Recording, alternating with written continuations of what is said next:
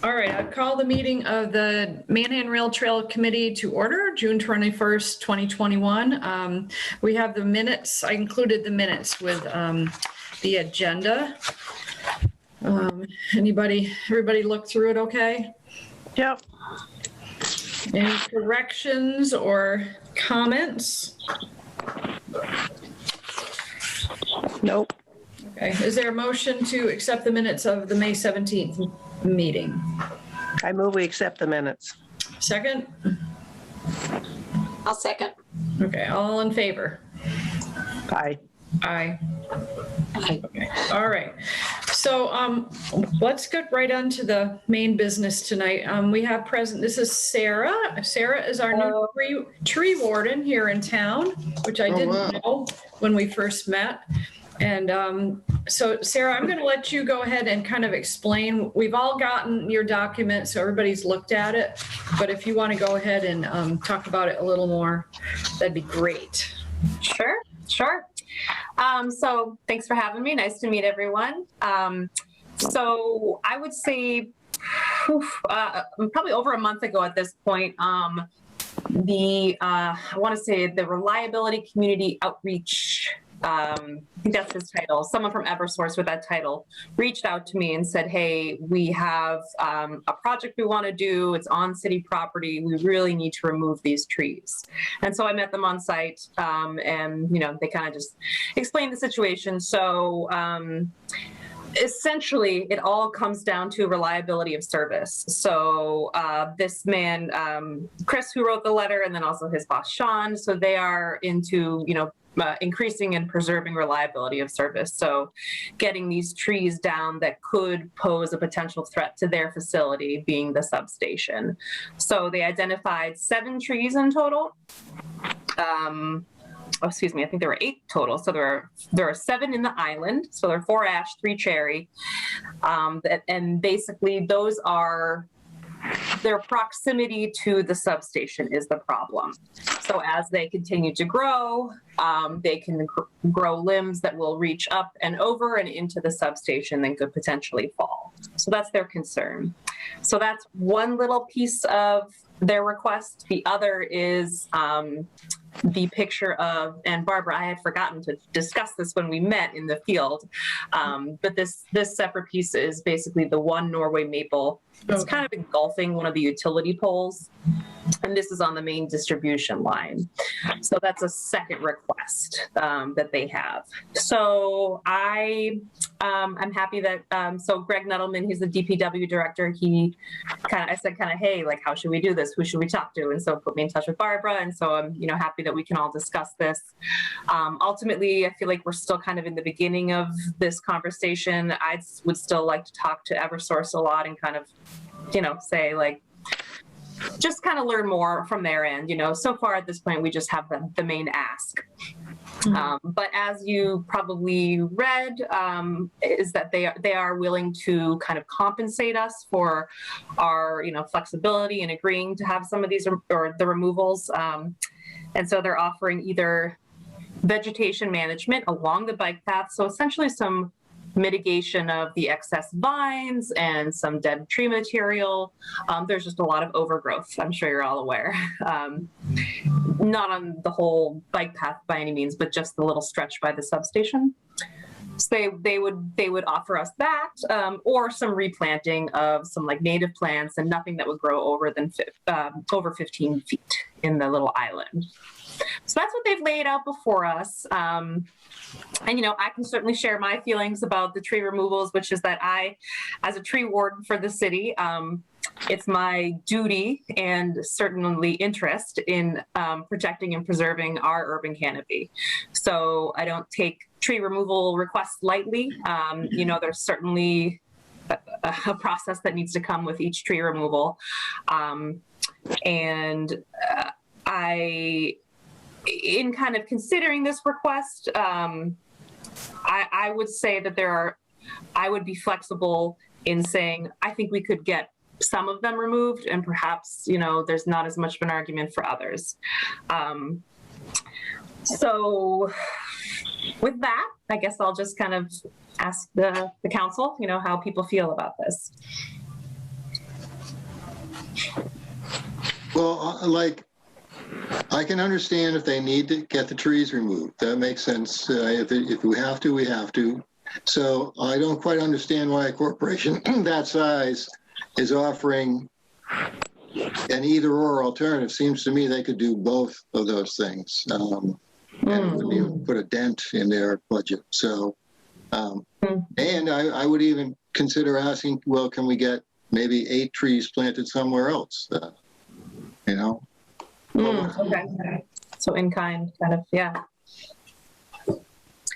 I think if I had to choose, I would choose to replant rather than worry about cutting back vines and what have you. But just because if you look at the pictures, and I haven't been down there in a while, I drive by it, but I haven't ridden my bike that far recently. But, you know, that shade is nice. And to lose that little bit of shade there, plus, I mean, no offense, but that substation is not terribly attractive. And so to have some kind of visual screen, I think would be advantageous.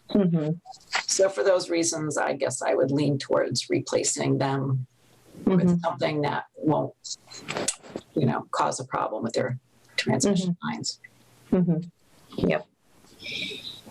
But that, you know, whatever they choose to replace it with should also be should go through you and maybe this committee in terms of making sure that, you know, it meets with our approval. Yes, and that is something that Chris, this Eversource contact that he did mention, he said he would be willing to work with us, the city, in, what the requests were as far as like types of plants, natives, perennials, types of, vegetation. So it does seem like there is some flexibility with that. Yeah, we just want to make sure that whatever is planted there, if it is some small trees, which I think I'd go for some small trees. We really need to be careful about their roots and that, because you can tell, even down there, some of these trees are causing root damage. So, I think, Sarah, we'd really lean on your expertise to be able to help choose trees that do not have real shallow roots that are going to damage the trail. Definitely, yeah. Yeah, I think as far as tree replanting, it's funny because someone asked me recently, what is the definition of a tree? And it's kind of around that 15-foot height that your definition of a shrub transitions into a tree, and normally a single stem woody plant. And I say that because there's not a lot of trees that are going to stop growing at 15 feet without like pruning, essentially. So as far as tree planting, I think our conversation would really include like shrubs that are going to grow no more than 50 feet, but tall enough to give us some kind of visual screen. And that being said, certainly choosing shrubs that would have just less aggressive root system, certainly. So we're talking something like an arborvitae or something? I wouldn't go for arborvitae because they really can grow quite tall, unless they choose something dwarf, which is an option. Dwarf is an option. I'm going to guess, something low maintenance would be ideal for everyone. Something that really doesn't need a lot of pruning. Arborvitae can, they definitely demand some shaping. So, that's something I'm willing to help with. And Chris also said he's willing to help with is kind of, think about the best plant solutions for the replacement planting. Another thing down there is, I don't know, like, as far as snow removal when they're plowing down there, because they have that little road that goes right along the substation. So it would have to be, they'd have to be aware that, there's, especially the first few years, there's going to be some smallish plantings down there that they don't want to say, oh, this is just a flat area. We can just plow the snow up here. Right. Yeah. That's a really good point, Barbara. there would definitely have to be some foresight into, at the least, putting a bunch of those, tall orange plastic, Right. indicators. I mean, there's just guys with trucks, and they could care less. Right. So what would that look like? Yeah, no, that's a very good idea. Yeah. There are a ton of really big vines and overgrowth on the other side. I know the DPW does help us with brush cutting along there. But I agree that if we're going to take the trees down, we'd have to have something there, because it's just going to be ugly and boring. and it's going to take away from the park-like feel down there if everything's just cut down and it's just a strip of grass. Mm-hmm. So Mm-hmm. what do you think about leaving that one cherry tree that's right near the kiosk? It doesn't look super healthy right now, but if some of the other trees came down, do you think it would maybe be healthier? Are you talking about the one pretty much closest to the parking lot? Right. Yeah.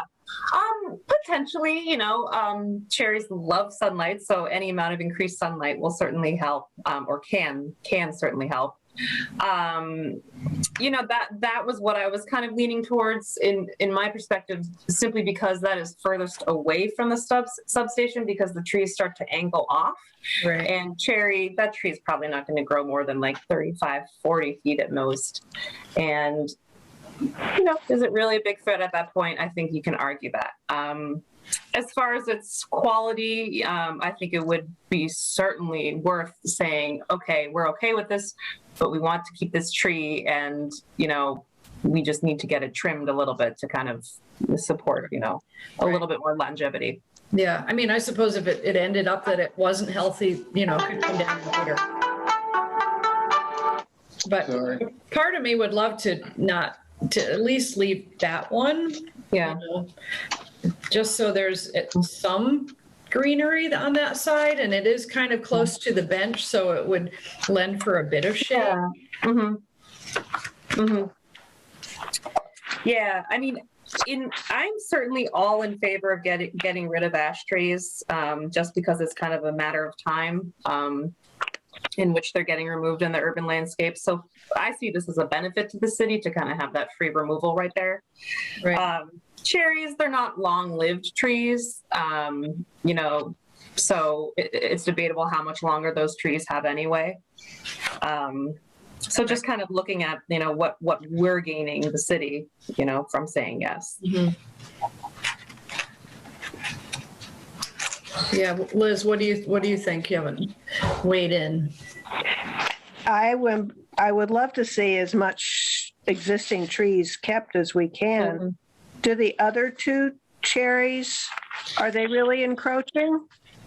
Or would it make sense to keep, or would we be able to keep the 3 cherries and take down the ashes? Or are they? Yeah, that could be a possibility. They don't grow. You said they don't grow nearly as high. That's correct. Yeah. Isn't there a pole right near one of them? Yeah, let me look at my picture. It's hard to tell. It seems like there's a pole kind of close. Yes, there is a pole, and so that's why that first ornamental cherry is kind of a strategic tree, because it's basically blocking the pole. Right. Well, and the first 2 trees, really, you can see that. So I'm wondering, in terms of assessing sort of what types of trees are appropriate for that kind of spot, given their concerns about like branches that might break off in severe storms, like, do we have sort of some sense of, in terms of sort of what trees are more likely to have that kind of problem, because maybe they don't have as much flex to, say, another species of tree? So whether we should sort of focus on trees that are more resilient and less likely to kind of like lose a significant branch that comes down on the power line? Well, I think she's talking more about shrubs rather than trees. Yeah. Yeah, and to directly answer that question, absolutely. There's like a lot of continued research into kind of what are the most friendly trees for placing, proximal to power lines. And, we are kind of developing that knowledge in urban forestry. But I think specifically for our situation, as far as replacement plantings, we would really just want to kind of stay at the small, 15-foot kind of shrubs. So we'd have less shade, except maybe when the sun is lower in the sky. And Yeah. So ultimately, I'm sorry. Go ahead. Well, as you say, it's nice, especially near the benches, to have some overhead shade because people are going to be less likely to sit there on a warm day like today if there's no shade. Right. Yeah, I wonder maybe even if we do keep that front cherry tree, remove the ash tree. Maybe they will have some flexibility again because we're getting a little further away from the substation. Would they allow something a little taller to provide a little bit more like compensation shade? Probably not, but it's worth an ask. Yeah, it's worth an ask, I think. Yeah. Or whether they would be amenable to funding a bench maybe somewhere else that does have shade. So what time of the day? I mean, there's probably a good portion of the day that it's shady down there because the sun is on the other side. Like, right. What time of the day do you think it's like sunny down there? Which I'm trying to think of which way the sun goes because the mountainside, that's going to keep it shady all by itself for a while because there's really big trees on that side. So I'm trying to. It depends on the time of year because I'm thinking that spot, like the benches face south, right? They face towards the mountain, so towards like Holyoke. So south or south? I don't know. And the other thing to keep in mind is with Dunkin' Donuts going in there, they're going to be taking down a lot of trees on the other side. It's my understanding, or that was discussed. I don't know where that stands, but. Okay. So maybe they would handle some of the viney stuff on that side, the overgrowth. But what I'm saying is we're going to lose shade potentially on both sides then. Yeah. Mm-hmm. Yeah. So it's really going to change the whole, as somebody used the word, experience of aesthetic. the park-like experience at that end of the trail. Yeah.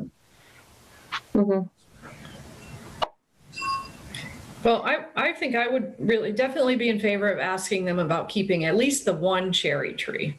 And maybe worth asking about the other two, or maybe even just one. At least if we could keep two of them, that would be nice. But at least the one closest to the kiosk and the first bench. Yeah. Start with three. Don't start with one. Right. Then, right. Yeah. At worst, you end up with one. Exactly. Yeah. Yeah. The other ones down there, the ash trees, I think those are the ones that I'm seeing that are damaging the trail anyway. So especially the two farthest down, I don't see a problem with that at all. Personally. So when those are removed, will they do anything with the roots or just leave them? They won't do anything with like the lifting that they've caused on the path. They'll grind the stumps. So that's usually about 8 inches below surface, but that would be it. Yeah, it's really not that bad. I mean, it is a little bumped, but it's not severely bumped. I mean, I think it's only going to get worse. But as of right now, I mean, yes, you can see it, and yes, there's a little bump, but it's not terribly bad. And once the trees are out, then the roots will, maybe eventually they'll kind of rot away, and I don't know. Yeah, well, they certainly won't get bigger. Right. I mean, compared to some of the other root issues we have on the trail, these aren't, I wouldn't say that they're critical. Barb, do you have the pictures right there? Can you just share your screen for a second? I can't, no. Sorry. Did you? Oh. I did look at them, but I'd have to go back and find them. Yeah, I have a real hard time doing the share screen here because just the way my laptop is connected. I have the share screen option, so I can Okay. give it a try. Okay. Let's see All right. I here. just made you co-host, so.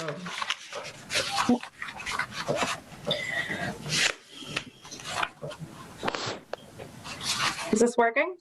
It is. Yep. Yeah. Okay. Oh, perfect. So here we go. This is the view. So we got, we're close to Route 5 substation, end of bike path.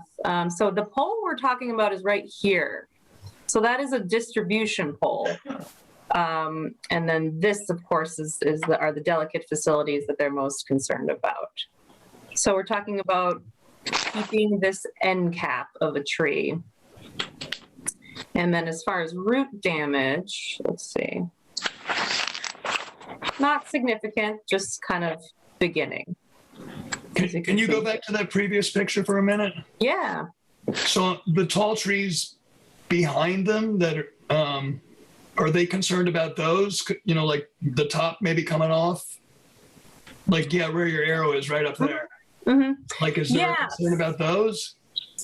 They're not, so I think they're basically far away enough from the facility that they don't warrant a removal. But as far as the tops, they are absolutely concerned if they were to ever notice any dieback or any of these, healthier limbs dying back and turning into hazard limbs, they would be the first to take care of that. And they do, you're all probably aware, they do, their annual inspection of all of the vegetation by the power lines, in which they assess situations like that, like are there any hazard limbs developing? But yeah, no, at this time, those are not in question. And why can't they just move the pole over to the other side of their pathway, right next to their fence? I mean, that would be the simplest solution. Well, it must be in line. It's not, yeah, but it's not the pole they're worried about the pole, but they're also worried about the branches going in the facility, right? Exactly. Yeah, because all over the city there are poles and trees really interacting. But when it comes down to it, it's really the proximity of the facility. Just to me, I'm looking at the picture, it doesn't really look like they're big enough except maybe some way at the very, very end. But these couple right up here, but in the beginning. Yeah, I know. They look pretty harmless. They're never going to come down and crash. I mean, they would barely even hit the fence, I don't think. I agree. But the ones way at the end, I can see where they might, be a little concerned about those. But these few up at the beginning, I'm like, come on. They just don't look that bad to me when you look at it from this perspective. When they do stuff like this, so they take a meat cleaver, they try to anyways at first. They came and we live along the gas line, and we just had to take down a bunch of trees, because the branches might someday roll over, because now they have helicopters and drones coming over to check the line. So Interesting. Wow. Yeah. I'm kind of a little bit concerned about what people are going to say if they take all of them down. I think there needs to be like a little bit of heads up, like maybe a little press release or something like that, explaining why. Good idea. The reason, because I can just see it kind of, becoming this thing. Mm-hmm. Social media. A little public relations will go a long way. Yeah, I think it, because people are very protective about the bike path, and and I would also then at the same time then bring out, especially about the ash trees, the root damage to the trail. I think that's a big issue for a lot of people, and that will help sell this. Yeah. Maybe some kind of posting before they do any work along the bike path so people can anticipate it and won't be as surprised. Definitely in the kiosk right here. Yeah. But I would also put it on like our website, maybe on the city website, just as a explanation of why it's being done. It's just, Yep. And on Facebook, I think Facebook is probably the best way. I mean, that's just, if it comes down to the point where it's going to be, and also explaining what they're going to do to mitigate it too. Yeah. Okay. Yeah, good point. So I guess my question is, who's going to do that PR? I mean, we'll do it from our end, but is the city going to do something separate from our committee, or Well, I think the tree warden would be an excellent person to do that because you're the tree warden. You know, maybe we can work on it together. Yeah. Yeah, no, I think that sounds reasonable. And as far as what would you view as far as like number of postings, you know, along the bike path? Or, I mean, I guess that's kind of a detail, but. I mean, to me, I would think we would put it in our 2 kiosks. The 2 kiosks, yeah. Yeah, like this one right here and the one at Union Street. Yeah. And then, you know, have something on the website, posted on Facebook, you know, just because. Yeah. I mean, Yeah. I'd be happy to help with those kiosk postings. Absolutely. Yeah. Where's the other one? So there's this one right here. There's one right at Union Street, right at the crossing. Right. Yeah. right near Tandem Bagel? Yep. Thank you. Okay. So, you know, we are just an advisory board. We don't really, I mean, really in the end, it's up to probably you and the Greg and the DPW. We can kind of say what we think, but we're not a decision-making board. Right. To me, what I think I would like is to see if we can save as many of those cherries as we can. And the ashes and the Norway maple, I guess those are okay. And if they could do some plantings of something to try to screen the substation somewhat and make it look a little as, you know, as park-like as we can. Right. You know, don't make it look too industrial, and that certainly is a spot that can look industrial. Yeah. And can I ask, so I would think the Norway maple sounds like it's not native, right? Are the ashes native or not native?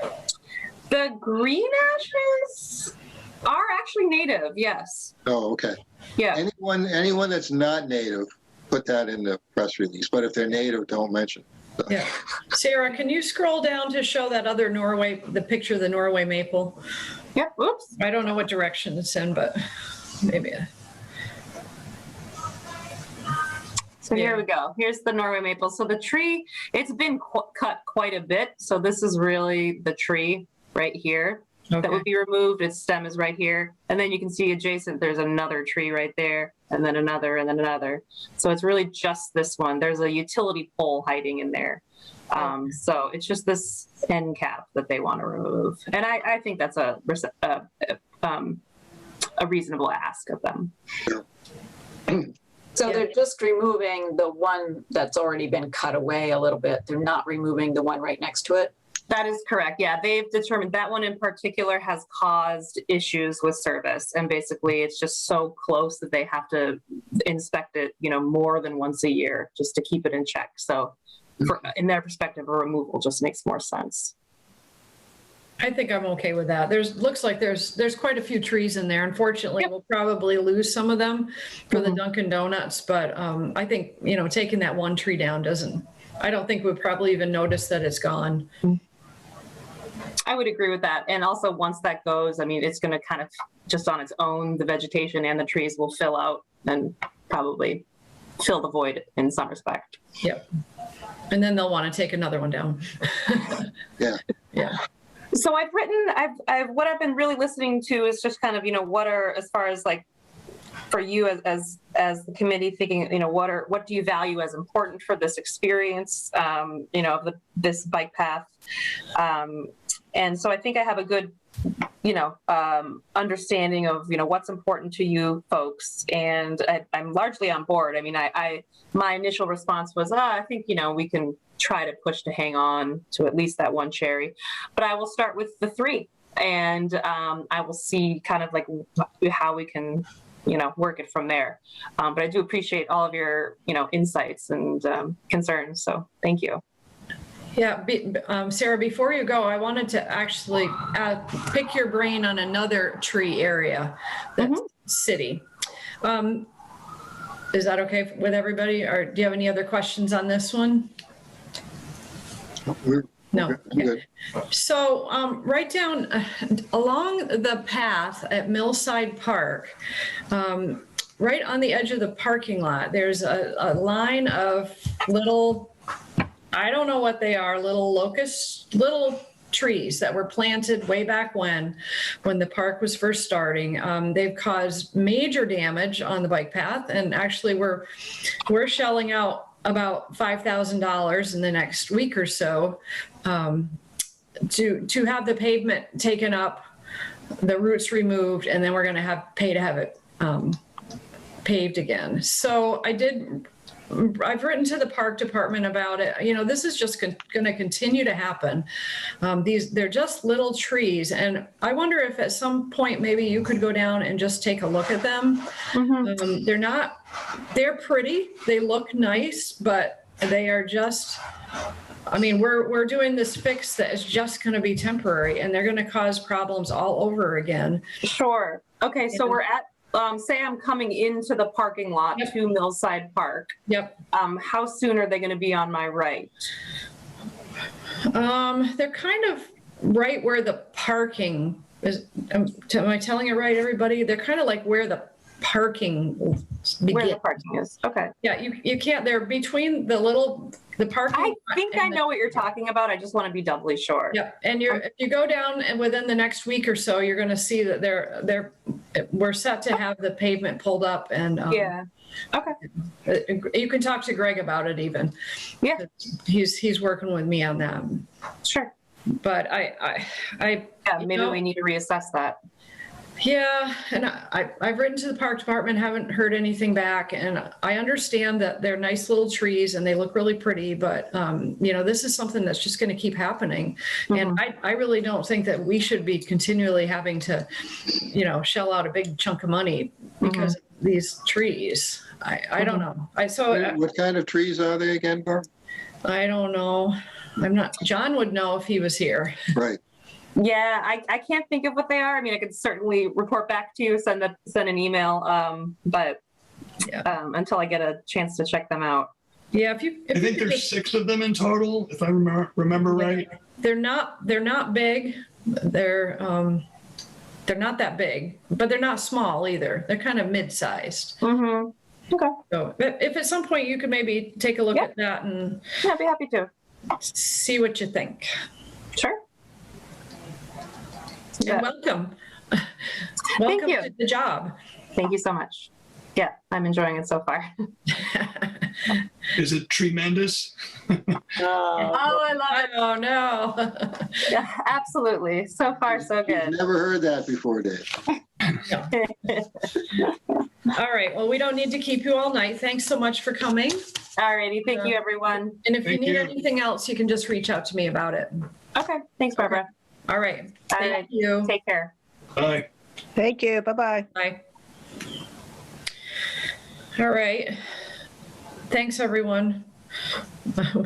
When I first looked at that, I was like, oh, no. But anyway. All right. So we don't have John or Peter here, so I guess I'm kind of the trail maintenance update person. So we've got True Heart is going to be doing the repaving on the bike path, and Greg had kind of hoped that they would be paving like tomorrow, but he hadn't heard back. So it should be happening before too long. They're going to pull up the pavement one day and then have it so that it can be paved like the next day. So they're not going to pull up the pavement until they know that the paving company is ready to come and do it. Will they put up warning signs so people? I'm sure they'll put up something, but it's easy. You can just go right down the sidewalk, right down the parking lot, just go right around it. It's there is another little section up on Lovefield Street, and they are going to fill in the little divots too. So, yeah. Thank you. So and it's going to be between $4,500 and $5,500. So that's that. The next thing is I had a very difficult time finding anyone who would be willing to do that mowing of it actually ended up being 3 sections because Frank, who used to mow down at the end we were just looking at, he's not able to do that anymore. So I did meet with a small company. They live on East Street. His wife actually is owner of the Big Bear, the bookstore in the Keystone building. Big Bear used books or something like that. Right. So Rich and I met the 2 of them and we went to all 3 sections, like along the wall, the Lovefield Street Bridge and Route 5. And as you saw, I sent it to you. He came back with a quote of $150 per mowing. So that's a great price. Yeah. I did send the thing right back to them, and I hadn't heard back, so I do need to just confirm that they got it and they're good to go because it needs mowing. Better Pathways did do one quick mowing down at Route 5 because it was getting really, really long, and they did a real quick mowing down there for us. And Reasonable Lawn Care, who we had do it last year on Lovefield, they have mowed for us 1 time because he said he would. So hopefully that will work out because everybody is busy, everybody. So it was really difficult. Well, So- you said it was a good bid. What were you expecting to pay? Well, there's 3 sections, and last year we were paying $125 per mowing for just the Lovefield Street Bridge and behind the mills. They were doing it like twice a month. I told this company to maybe figure on like once every 3 weeks.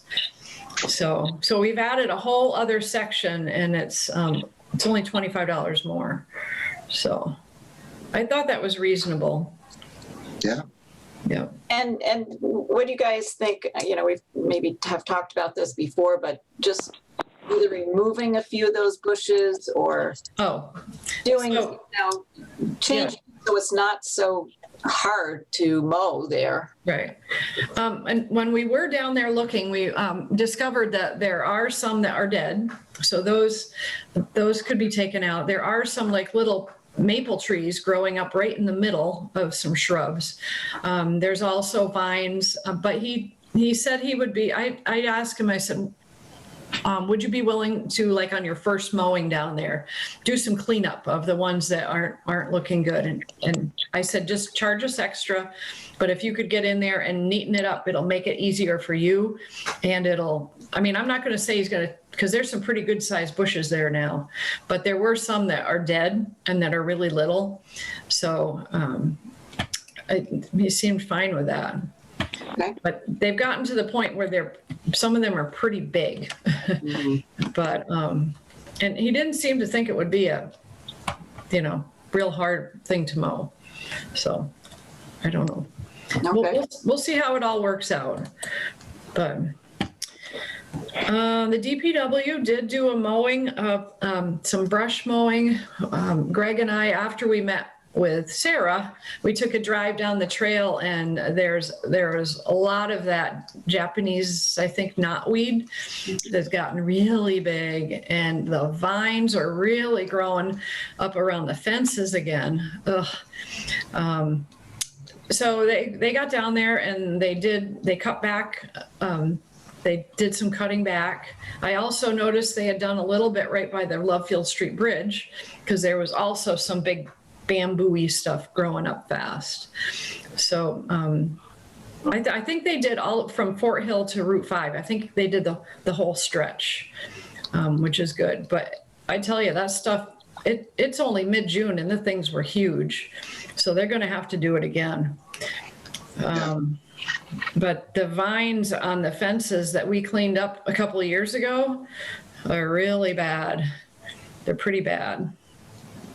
But that might be something for a senior work-off person. If we can get the right person into that position, somebody who's, really willing to work, they might be able to pick away at some of that. But it kind of depends on what kind of person we get. Where does that stand? Actually, it's pretty close to, I think they're accepting applications.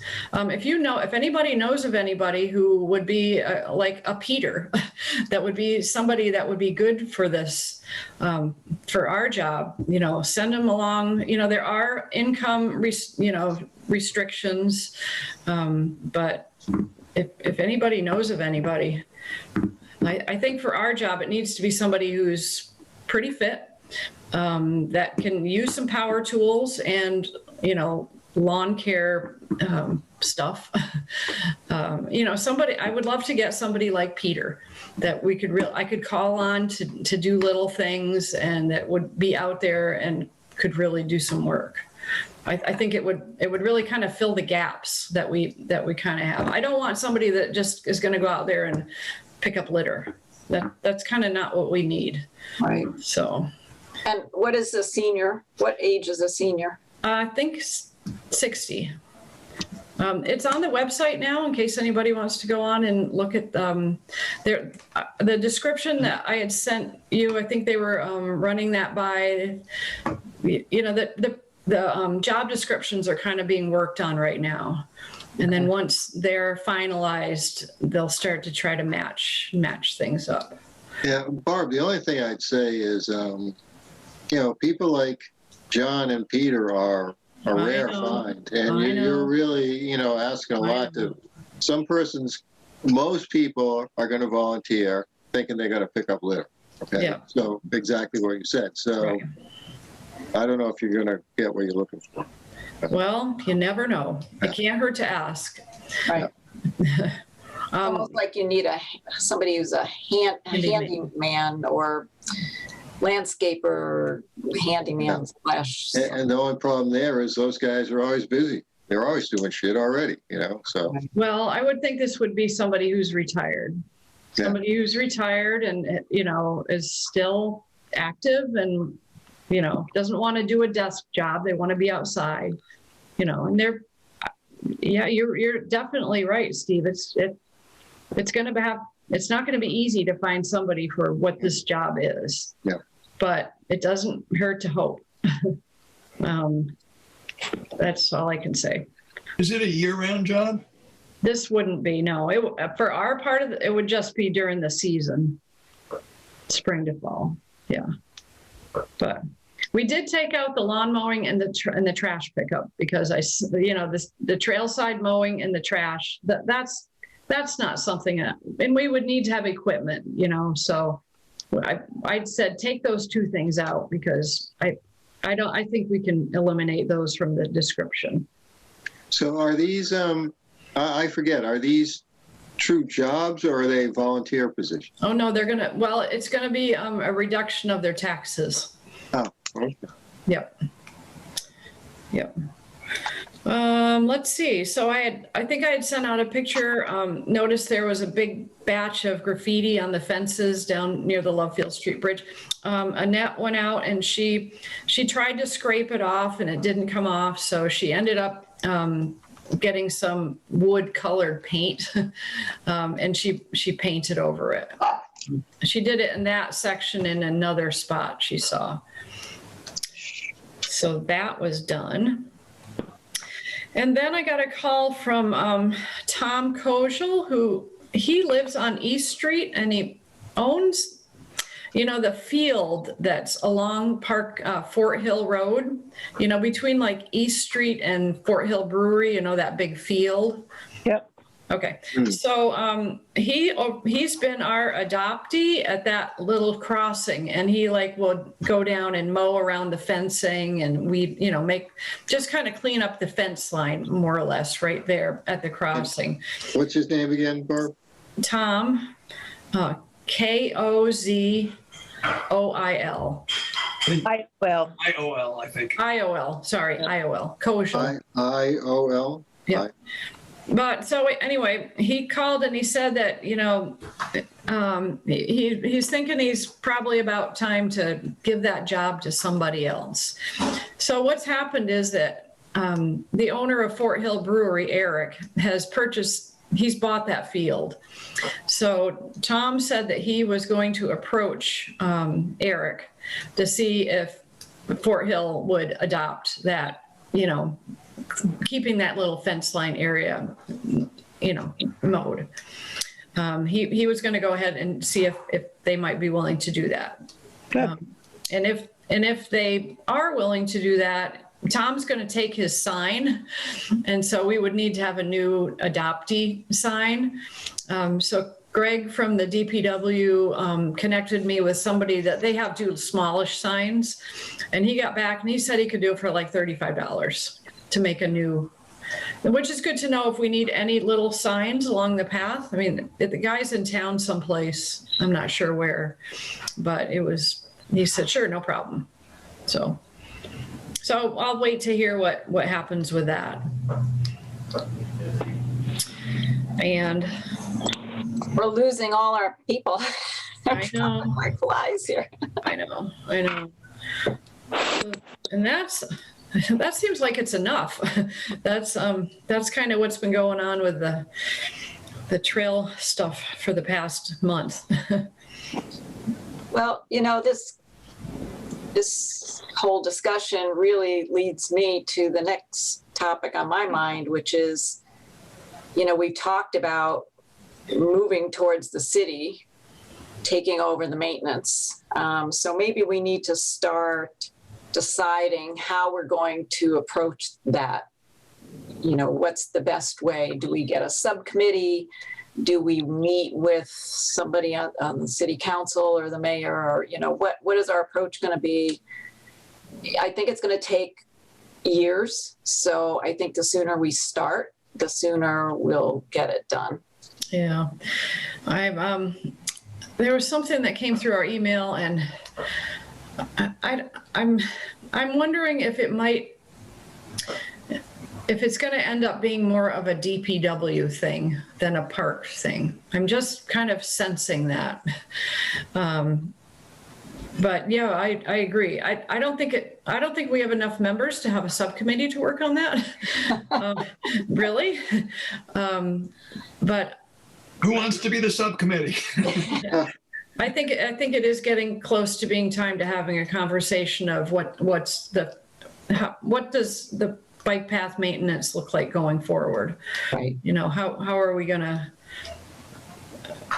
I mean, maybe it's something that's going to be split up, and there'll be different department. Maybe the park department will be responsible for some parts of it, and the DPW will be responsible for other parts of it. But and Wendy, though, be careful what you ask for, because once they have it, right now, you're a persistent voice in really making sure the paving is really good, and a lot of other issues.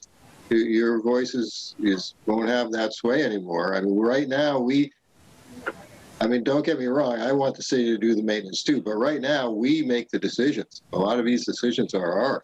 And that's going to go away. We're going to be bitching to them about the fact that there's root damage and they don't seem to want to do anything, and you know what I mean? Like, it's going to be the city thing that, I think a lot of, I think Northampton, for example, the city does the maintenance, but they still have their bike path group. And I think they still serve as an advisory. Now, whether we would have less influence, that's an unknown. Whether ultimately, will they do a better job than we are? I don't know. That's and like I said, don't get me wrong. I'm kind of just, I guess, just playing devil's advocate. Believe me, I want them to take the maintenance. Yeah, so. I think it's important to have like an advisory committee. And remember, we still have the Friends group, and whether we, I mean, we have the money, whether we or whoever is the Friends after we're, it's like, I don't know really how that all is going to work. But there's going to have to be people that come after us. And so I don't know how we start to talk about that, how we start to determine. Well, I mean, I think there's recognition, like with the mayor and the city council, that there's an economic benefit to the rail trail. That, you know, it's something commuters use, it's something people come to visit, you know, it invites revenue into the town, you know, and they've talked about sort of adding like a spur to the school and other things. So it just in terms of the future of the city, the rail trail is an integral part. And so we just want to be planful in terms of moving forward so that, you know, we're taking care of an important resource to the community. And I think that's the starting point. Yep. You know, it's becoming clear that our numbers are dwindling. I mean, we have 5 of us here, and I don't know how many people are quote unquote on the committee, but there's only a subset that actually meet regularly or participate. There's a lot of people who don't or are unable to participate. So I think that's not going to change. If it changes, it's going to change in the wrong direction, probably. So we need to do something. We need to precipitate a crisis is what we need, because that's the only way government ever does anything. So until we just say, hey, we're not going to do that paving anymore and and put up a sign and say, call the city if you got a complaint. I don't think, you know, we might get some meetings, we might get some encouragement, but I don't think, unless someone viewed it as a power grab, hey, I could get this, you know, I in some cities, you know, you might have departments fighting over this, but, you know, here, I guess the budget or whatever, it's not the case. You know, it might be interesting to kind of reach out to other communities that we know that has a bike path and, you know, kind of see like what other models of, you know, that they use for to keep their trail, you know, looking good. And I mean, how they, I mean, I think we probably did that years and years ago, but I mean, even if we just kind of reached out to, not like a DCR trail, you know, like a local trail. I mean, even Northampton, like what's their budget and what exactly does the Public Works do I mean, what do they I mean, who picks up the trash? I mean, how do they do that? What departments do it?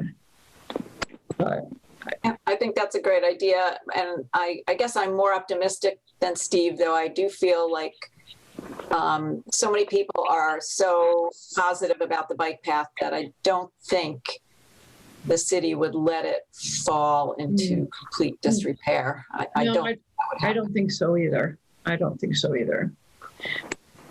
I mean, really, we've kind of, you know, if you can have good people doing the mowing, doing the you know, doing the basics, and the DPW already helps with the brush cutting, and pretty much if we need anything, they help. Well, could I ask you, I mean, if they were, let's say they were to take the trail over, would they mow it or would they continue to subcontract that out? Well, I think they would have to buy equipment. They who, Steve? DPW? The DPW must have equipment to do the mow. They mow. No, the park department has. Oh, okay. But well, no, the DPW, wouldn't they sometimes maybe along the road or something? Right. Oh, they have big cutters like that, but I'm talking like lawnmower things. Yeah. Okay. Well, I mean, I think the first step would be to meet with the mayor or maybe a few council people. If there's, I don't know, you know, the committees on the council who. Well, I wouldn't go to the council. I think it should be a discussion with maybe the park department, the DPW, maybe the mayor, or maybe we just start first with the DPW and park and see what their thoughts are. And then after that conversation, I mean, we do get a tiny little budget from the park department, but they are stretched so thin that I have a feeling that, I mean, just the thought of them even taking on anything more, they're just, I don't know if, you know, if they're really even would be able to consider that. Well, but isn't the point though, and I think that's the reason this is more of a political issue, and the mayor probably has to be involved, is because this is going to be an added expense. It's not, I mean, they're already doing some brush cutting, but they're going to be doing a lot more, and they're going to be doing a lot of other things. That's the whole point. So Right. It's not something they can just agree to do. They're going to have to get the mayor's approval anyway. Right. Well, there are competing priorities, and I guess the question is, where are we on that hierarchy of priorities, and what can we do to maybe have our status be slightly higher so it's more of a priority? Because, I mean, I think we all recognize there are limited resources and personnel sometimes, especially now. So maybe it's a matter of prioritizing this above something else, and that's more, you're right, a political decision. But I think if we don't speak up, it's not going to change. I'm kind of wondering, like, too, what the timeline would be. Like, what are we looking at? Are we looking like at it in like 5 years, 10 years? You know, gradually, like doing things slowly, or just, you know, one day saying we're done. But, you know, I mean, recognizing we have money, and so I don't know what happens to the money. And Well, I think the open space and recreation plan that we just redid, we actually did say a 5 year within the next 5 years. So that's already been 6 months or whatever. So that's another reason why I'm saying we need to get started, because I think it's going to take a few years. But I think moving slowly, you know, having somebody take over one piece of it, and then next year somebody else, you know, have a plan, a phased in plan, to me makes the most sense. But I would start with the mayor, because I think that it is going to be very political. You know, people are super supportive of the bike path. And I think she's smart enough to recognize that. And if we say we can't do it anymore, I think people will rise up and want to make sure that something gets done. yeah, I guess I'd rather start with having a conversation with Greg and the DPW superintendent, who's been very. You know government best, Barb.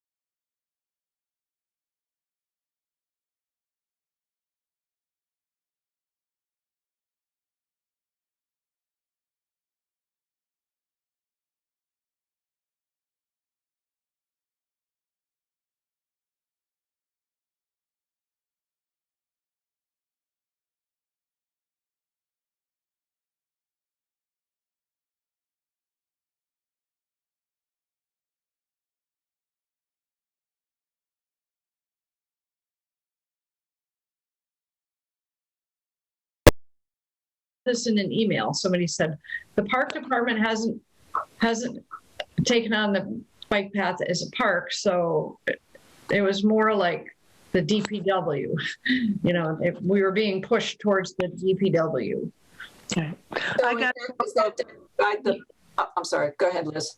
I'm sorry. I just got to say goodbye. I've got another meeting starting, so I'm overlapping myself here. Well, maybe before you go, Liz, we should pick our next meeting if we have a few minutes. Okay. I'm away the last 2 weeks of July. Ooh. Well, we could do the 12th. That's pretty soon, but where are you going for 2 whole weeks? Well, we're not going to actually take we're taking 2 weeks of vacation, but we're driving down. I'm not sure exactly how many days, but we're going down to Georgia to see a new granddaughter who we haven't seen because of COVID. So you're not here on the 19th? That's like the Monday. No, I think it's the last 2 full weeks of July, I think. Okay. All right. Well, I would say let's just go into August, unless there's something really pressing that we need to meet for.